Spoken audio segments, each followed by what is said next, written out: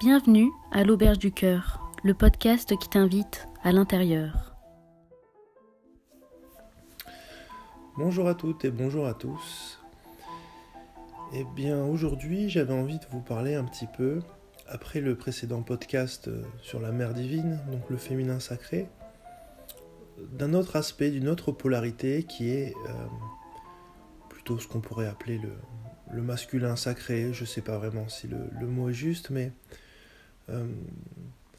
en tout cas il y a toujours deux pôles dont on parle souvent, le yin et le yang. Dans la tradition arabe, on parle du Jamal, donc la miséricorde de la mère, et du Jalal, qui est plutôt la justice, la rigueur. Si je dis pas de bêtises, en hébreu c'est Okma et Bina, qui sont aussi le nom des, les deux colonnes du temple qui tiennent le toit. Donc c'était cet aspect complémentaire, ces deux polarités. Et je voulais parler particulièrement en fait de la crainte de Dieu. Parce que c'est quelque chose qu'on entend quand même un petit peu dans toutes les traditions.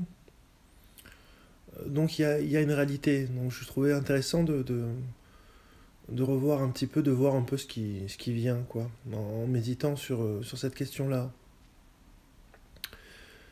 On voit que c'est très présent dans le judaïsme, dans l'islam, dans le christianisme. On parle de la crainte de Dieu, c'est vraiment le terme exact. Mais on verra que même en Inde ou partout, on trouve cet aspect-là. On peut pas... Donc voilà, qu'est-ce que c'est cette fameuse crainte de Dieu ? La première chose qui me vient, c'est cette espèce de... C'est lié à une forme de respect. Comme par exemple, on peut craindre un peu ses parents quand on est petit, son papa. Ou on a une sorte de respect, on n'est pas dans un déferlement de paroles, où on ne prend pas toute la place. Quand on est face à un professeur, où il y a une espèce de petite crainte amoureuse en fait. Quand il y a le maître, on voit qu'il y a un silence, on a une manière de se tenir avec lui. C'est ce qu'on appelle l'adab en fait dans l'islam ou dans les voies soufis, c'est-à-dire cette espèce de bienséance, la manière de se tenir en présence de Dieu ou du maître ou des gens. C'est la correction dans une lecture un petit peu plus terre à terre, c'est simplement les règles de bienséance. Alors c'est pas l'étiquette façon Nadine de Rothschild ou des choses comme ça. Ce sont des petits codes qui sont en fait des démonstrations d'amour et qui permettent à l'amour de prendre pied au début. Mais en réalité, le véritable adab, c'est une conséquence de l'amour. Par amour, on se tient comme il faut dans la présence. Et finalement, le véritable adab, c'est justement cette science du tempo, de savoir danser avec la musique. Donc ça commence par reconnaître quelle est la musique, la condition, la présence, la tajali du moment, et être en accord avec elle. Donc c'est très lié au souvenir constant, au fait de se tenir avec cette présence, sans vouloir la figer, mais danser avec elle, la suivre, et petit à petit on se laisse de plus en plus faire et on danse avec la musique. On est en harmonie avec ce souffle divin qui nous guide. Rabbana, Rufranaka, Welaikal Masir. J'ai entendu et j'ai obéi. On peut aussi le voir comme ça. J'ai entendu la musique et j'ai pas pu faire autrement que de danser avec elle. Ça, c'est l'adab. Et on voit qu'il y a des moments où c'était ce qu'on demandait une fois au shir, quel est le vrai adab ? C'est ça en fait, l'adab. C'est savoir se tenir dans la présence. Des fois, les gens nous disent « Ah, vous avez rigolé avec le shir et là, ceci. » Mais c'était le moment de rire. L'adab, c'était de rire. Il y a des moments où c'est très sérieux, c'est pas le moment de parler, on doit faire silence. La grâce, la manifestation qui est puissante, donc on doit naturellement, on s'adapte en fait à cette présence, et ça c'est l'adab. Voilà, donc la crainte de Dieu, c'est ça aussi, c'est dans ces moments où la puissance est plus masculine, et puis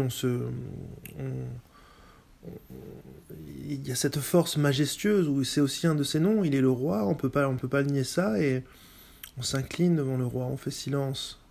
Mais c'est pas une peur comme on peut la connaître, c'est une crainte amoureuse, c'est une crainte, un amour révérentiel, qui est lié à la majesté de Dieu. C'est ça le jalal en fait, et l'aspect masculin, c'est la majesté. Il y a la miséricorde et la majesté.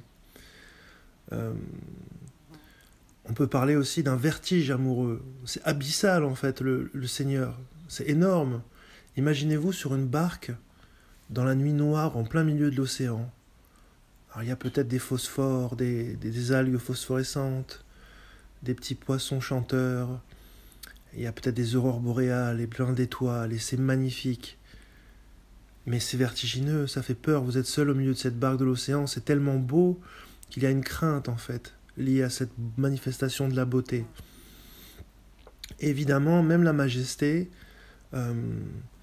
telle qu'on la connaît, c'est un attribut, un attribut de la miséricorde. Sinon, on serait brûlé par la majesté nue. Donc c'est encore une des formes de la beauté, de l'amour. Sa majesté dans sa beauté est dans sa majesté. C'est pour ça que dans le yin et le yang, d'ailleurs, il y a toujours dans la partie blanche un petit point noir et dans la partie noire un petit point blanc. Voilà, donc ce vertige amoureux, vous êtes tout petit dans la main immense de Dieu. Donc il y a une espèce de crainte comme ça. Et en réalité, c'est lié à la crainte de la mort. Mais c'est la crainte de la mort, encore une fois, A-M-O-R, la crainte de l'amour.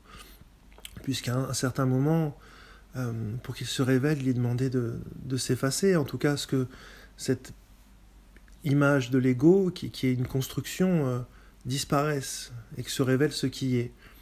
C'est pour ça qu'en Inde, il y a même une des formes de la mère divine, qui est Kali, qui est pourtant la déesse du foyer, de la famille, et qui est très aimée, c'est la maternelle par excellence.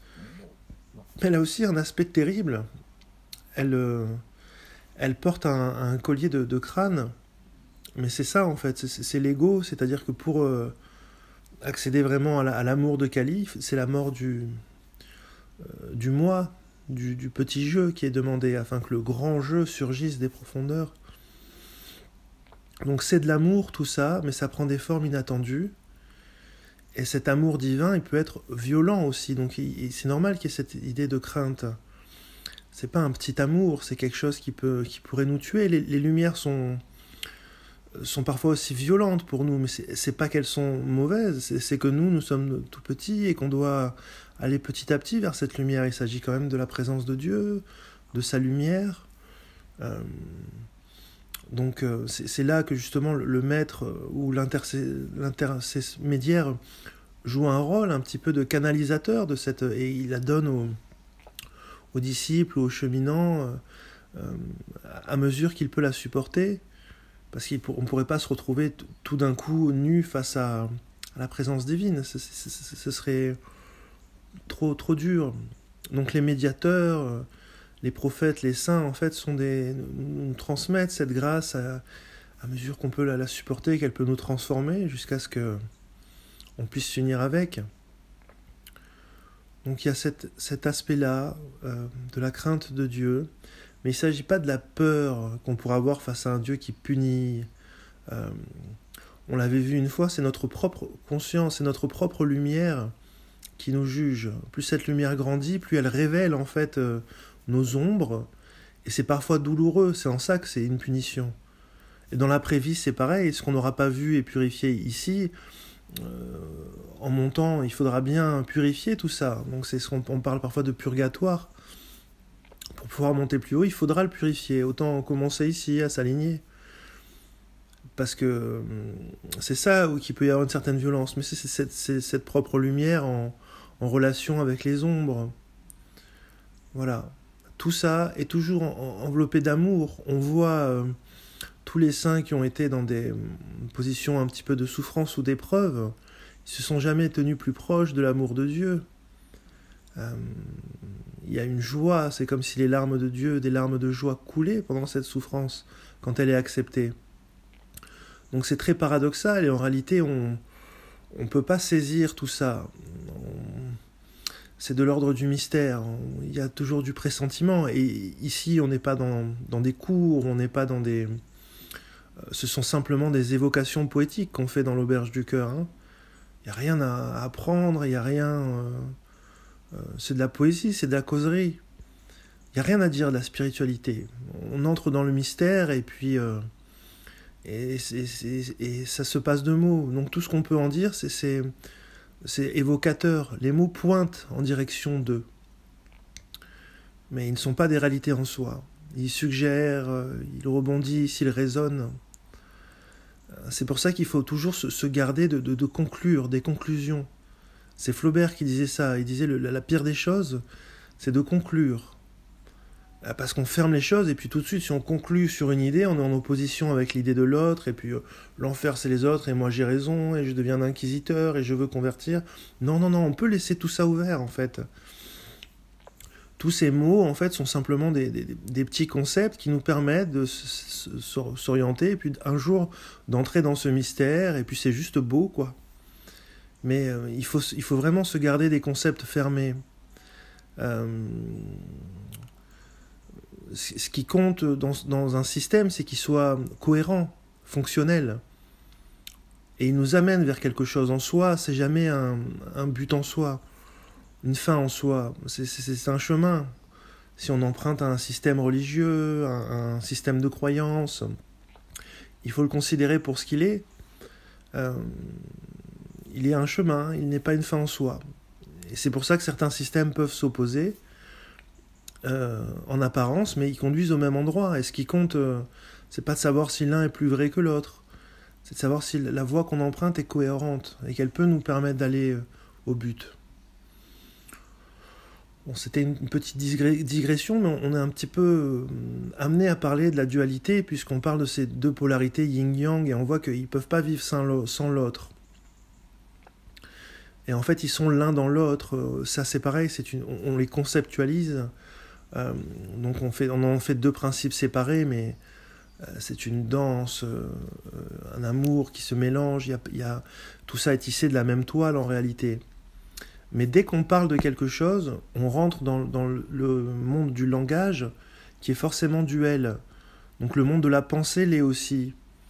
Et c'est là aussi où on peut revenir à la crainte de Dieu, parce que on ne peut pas le saisir, on ne peut pas le comprendre. Donc ça nous demande à un moment de lâcher tout ça, tous ces concepts, etc., et d'entrer dans le mystère. Donc c'est un acte d'abandon de ce qu'on peut saisir. C'est une entrée dans l'inconnu. Là, on plonge dans le ciel, on plonge dans cet espace infini. Imaginez-vous seul flottant au milieu de l'espace et toutes ces étoiles. Vous voyez cette crainte, vous savez pas, vous êtes propulsé là. C'est une petite image encore de la majesté, de la grandeur, mais il y a aussi cette idée d'inconnu. Voilà pourquoi il y a une crainte. Parce qu'on nous demande de tout lâcher, tous nos repères, on nous demande de quitter notre maison pour un lieu qu'on ne connaît pas, par amour, par confiance. Donc cette petite crainte, c'est celle qui précède la confiance et l'abandon lorsqu'on se remet à Dieu, qu'il y a cette petite mort qui se passe souvent plusieurs fois, où le cœur revient à la vie, et à chaque fois on s'abandonne et on revient à la vie, et on se redonne sans cesse. On se redonne, on se reprend, on se redonne, et il y a cette histoire d'amour. Mais cette crainte, c'est aussi celle de Jésus sur la croix.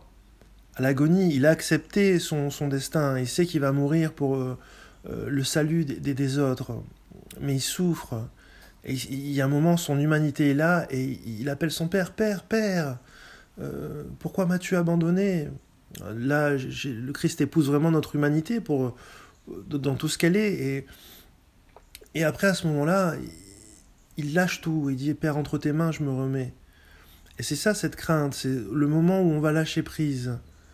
Je sais pas où je m'abandonne, je lâche tous mes repères, tout ce que je pourrais saisir, qui pourrait encore me rattacher, me conforter, me tenir ce jeu. Paf, je laisse tout dans un élan d'amour, et c'est toujours précédé de cette crainte.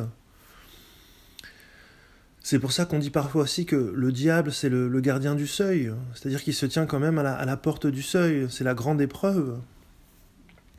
Donc c'est cette crainte de la mort, et c'est cette crainte de l'amour, en fait, On le voit même nous dans nos petits amours humains, des fois, combien on a peur d'aimer. On se protège, y a quelque chose comme ça. Voilà, mais ça, ce sont toujours en fait ce qu'on retrouve dans nos humanités, des principes qui existent dans le cosmos. On connaît la grande loi hermétique où on dit tout ce qui est en haut et ce qui est en bas. Et dans l'islam, dans le Coran, on dit « Je vous montrerai mes signes aux horizons et en vous-même, afin que vous sachiez et que vous croyiez ». C'est-à-dire que tout ça en nous est là pour nous amener à méditer, à saisir un petit peu, à pressentir. En tout cas, on ne peut pas saisir tout ça. Et là, on est encore dans le domaine de la mer jusqu'à ce qu'on soulève ce voile où il n'y a plus rien à saisir. Il y a juste tout à lâcher.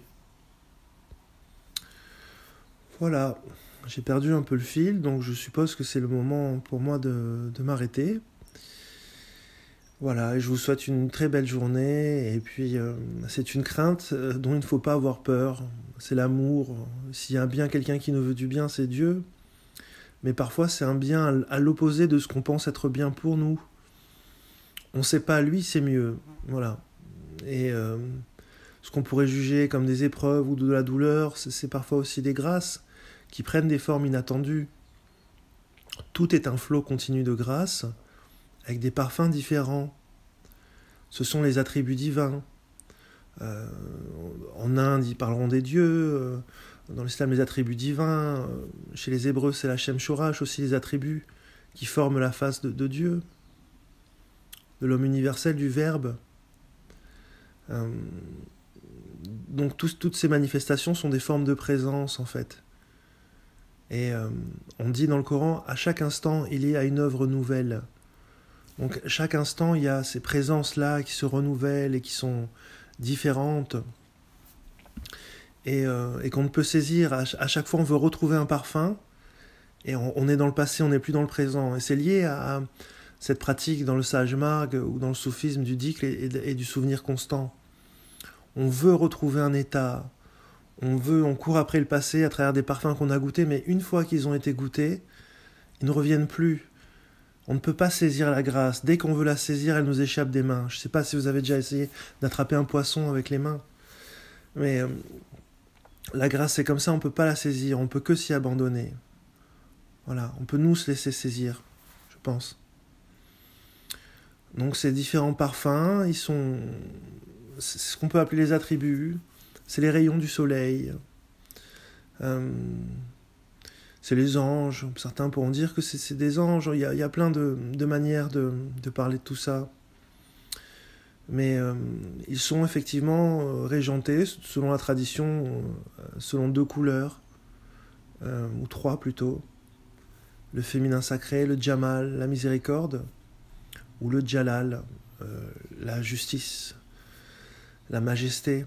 Et puis après, il y a d'autres attributs qui épousent les deux, en différentes proportions. Et Ibn Arabi disait « J'ai connu Dieu à travers ses contradictions ».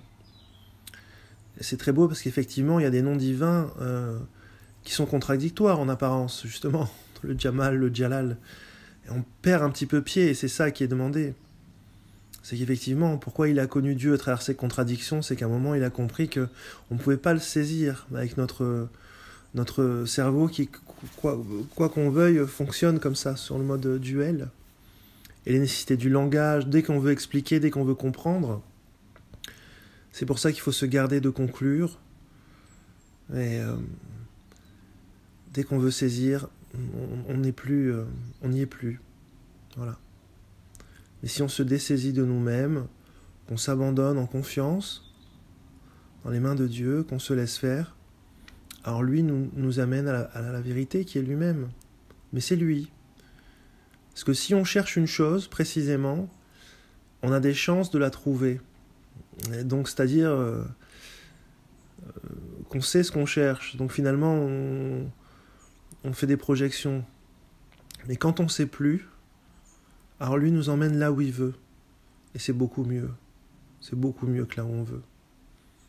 Voilà, le paradis est dans ses mains, et dans les nôtres, c'est juste cette espérance. Allez, bonne journée, à bientôt.